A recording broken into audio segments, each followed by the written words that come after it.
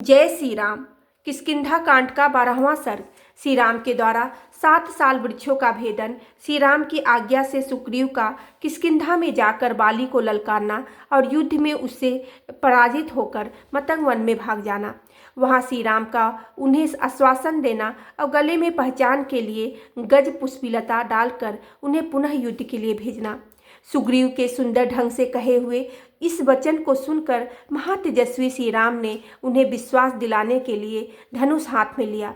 दूसरों को मान देने वाले श्री रघुनाथ जी ने वह भयंकर धनुष एक बाण लेकर धनुष की टंकार से संपूर्ण दिशाओं को गुजारते हुए उस बाण को साल वृक्ष की ओर छोड़ दिया। उन बलवान वीर शिरोमणि के द्वारा छोड़ा गया वह सुवर्ण भूषित बाण उन 7 साल वृक्षों को एक ही साथ बींध कर पर्वत तथा पृथ्वी के 7 तलों को छेदता हुआ पाताल में चला गया। इस प्रकार एक ही मुहूर्त में उन सब का भेदन करके वह महान वेगशाली बाण पुनः वहां से निकलकर उनके तरकस में ही प्रविष्ट हो गया। श्री राम के बाण के वेग से उन 7 साल वृक्षों को विदीर्ण हुआ देखकर वानर शिरोमणि सुग्रीव को बड़ा विस्मय हुआ। साथ ही उन्हें मन ही मन बड़ी प्रसन्नता हुई। सुग्रीव ने हाथ जोड़कर धरती पर माथा टेक दिया और श्री रघुनाथ जी को साष्टांग प्रणाम किया। प्रणाम के लिए झुकते समय उनके कंठ हरादि भूषण लटकते हुए दिखाई देते थे। श्री राम के उस महान कर्म से अत्यंत प्रसन्न हो उन्होंने सामने खड़े हुए संपूर्ण अस्त्रवेत्ताओं में श्रेष्ठ धर्मज्ञ सूरवीर श्री रामचंद्र जी से इस प्रकार कहा। पुरुष प्रवर भगवान, आप तो अपने बाणों से समरांगण में इंद्र सहित संपूर्ण देवताओं का वध भी करने में समर्थ हैं। फिर बाली को मारना आपके लिए कौन सी बड़ी बात है।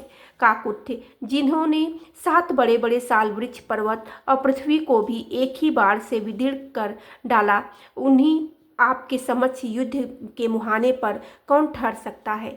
महेंद्र और वरुण के समान पराक्रमी आपको सुहृद के रूप में पाकर आज मेरा सारा शोक दूर हो गया। आज मुझे बड़ी प्रसन्नता हुई। कुकुट कुलभूषण, मैं हाथ जोड़ता हूँ, आप आज ही मेरा प्रिय करने के लिए उस बाली का जो भाई के रूप में मेरा शत्रु है वध कर डालिए। सुग्रीव श्री रामचंद्र जी को लक्ष्मण के समान प्रिय हो गए थे। उनकी बात सुनकर महाप्राज्ञ श्री राम ने अपने उस प्रिय सुहृद को हृदय से लगा लिया और इस प्रकार उत्तर दिया।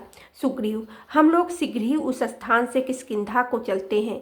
तुम आगे जाओ और जाकर व्यर्थी भाई कहलाने वाले बाली को युद्ध के लिए ललकारो। तदंतर वे सब लोग बाली की राजधानी किष्किंधापुरी में गए और वहां गहन वन के भीतर वृक्षों की आड़ में अपने को छिप कर खड़े हो गए। सुग्रीव ने लंगोट से अपनी कमर खूब कस ली और बाली को बुलाने के लिए भयंकर गर्जना की। वेगपूर्वक किए हुए उस सिंहनाद से मानो वे आकाश को फाड़े डालते हैं। भाई का सिंहनाद सुनकर महाबली बाली को बड़ा क्रोध हुआ। वह अमरस में भरकर अस्ताचल से नीचे जाने वाले सूर्य के समान बड़े वेग से घर से निकला। फिर तो बाली और सुग्रीव में बड़ा भयंकर युद्ध छिड़ गया, मानो आकाश में बुध और मंगल इन दोनों ग्रहों में घोर संग्राम हो रहा हो। वे दोनों भाई क्रोध से मूर्छित हो एक दूसरे पर वज्र और असनी के समान तमाचों और घूंसों का प्रहार करने लगे। उसी समय श्री रामचंद्र जी ने धनुष हाथ में लिया और उन दोनों की ओर देखा। वे दोनों वीर अश्विनी कुमारों की भांति समस्त मिलते जुलते दिखाई दिए। श्री रामचंद्र जी को यह पता न चला कि इनमें कौन सुग्रीव है कौन बाली, इसलिए उन्होंने अपना वह प्राणांतकारी बाण छोड़ने का विचार स्थगित कर दिया। इसी बीच में बाली ने सुग्रीव के हाथ पांव उखाड़ दिए और वे अपने रक्षक श्री रघुनाथ जी को न देखकर ऋष्यमुख पर्वत की ओर भागे। वे बहुत थक गए थे। उनका सारा शरीर लहलुहान और प्रहारों से जर्जर हो रहा था। इतने पर भी बाली ने क्रोधपूर्वक उनका पीछा किया, किंतु वे मतंग मुनि के महान वन में घुस गए। सुग्रीव को उस वन में प्रविष्ट हुआ देख महाबली बाली सांप के भय से वहां नहीं गया और जाओ तुम बच गए यह कहकर वहां से लौट आया। उधर श्री रघुनाथ जी भी अपने भाई लक्ष्मण तथा श्री हनुमान जी के साथ उसी समय वन में आ गए जहां वानर सुग्रीव विद्वान थे।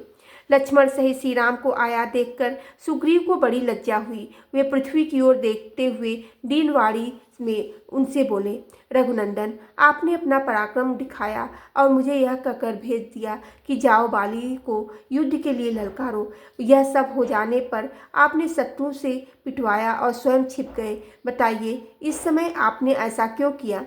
आपको उसी समय सच सच बता देना चाहिए था कि मैं बाली को नहीं मारूंगा। ऐसी दशा में मैं यहाँ से उसके पास आ जाता ही नहीं। महामना सुग्रीव जब दीनवाणी द्वारा इस प्रकार करुणाजनक बात कहने लगे, तब श्री राम जी उनसे बोले, तात सुग्रीव, मेरी बात सुनो। क्रोध को अपने मन में से निकाल दो। मैंने क्यों नहीं बाण चलाया, इसका कारण बतलाता हूँ। सुग्रीव, वेशभूषा, कद और चाल ढाल में तुम और बाली दोनों एक दूसरे से मिलते जुलते हो। स्वर, कांति, दृष्टि, पराक्रम और बोलचाल के द्वारा भी मुझे तुम दोनों में कोई अंतर दिखाई नहीं देता। बानर श्रेष्ठ, तुम दोनों के रूप की इतनी समानता देखकर मैं मोह में पड़ गया, तुम्हें पहचान न सका। इसलिए मैंने अपना बाण वेगशाली शत्रु संहारक बाण नहीं छोड़ा। मेरा वह भयंकर बाण शत्रु के प्राण लेने वाला था। इसलिए तुम दोनों की समानता में से संदेह में पड़कर मैंने उस बाण को नहीं छोड़ा। सोचा कहीं ऐसा न हो कि हम दोनों के मूल उद्देश्य का ही विनाश हो जाए। वीर बानर राज, यदि अनजान में या जल्दबाजी के कारण मेरे बाण से तुम ही मारे जाते तो मेरी बालोचित चपलता और मूर्खता ही सिद्ध होती। जिसको अभयदान दे दिया गया हो उसका वध करने से बड़ा भारी पाप होता है। यह एक अद्भुत पातक है। इस समय मैं, लक्ष्मण और सुंदरी सीता सब तुम्हारे अधीन है। इस वन में तुम ही हम लोगों के आश्रय हो। इसलिए वानरराज, शंका न करो, पुनः चलकर युद्ध प्रारंभ करो।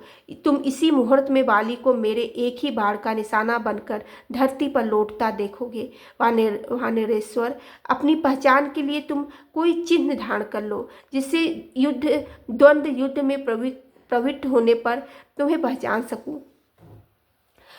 सुग्रीव के ऐसा कहकर श्री रामचंद्र जी लक्ष्मण से बोले, लक्ष्मण, यह उत्तम लक्षणों से युक्त गज पुष्पीलता फूल रही, इसे उखाड़ कर तुम महामना सुग्रीव के गले में पहना दो। यह आज्ञा पाकर लक्ष्मण ने पर्वत के किनारे उत्पन्न हुए फूलों से भरी हुई गज पुष्पीलता उखाड़ कर सुग्रीव के गले में डाल दिया। गले में पड़ी हुई उस लता से श्रीमान सुग्रीव व कंपति से अलंकृत संध्या काल के मेघ की भांति शोभा पाने लगे। श्री राम के वचन से आश्वासन पाकर अपने सुंदर शरीर से शोभा पाने वाले सुग्रीव श्री रघुनाथ जी के साथ फिर किष्किंधापुरी में जा पहुँचे। बोलो सियावेरे रामचंद्र की जय, पवने सुते हेनु माने की जय।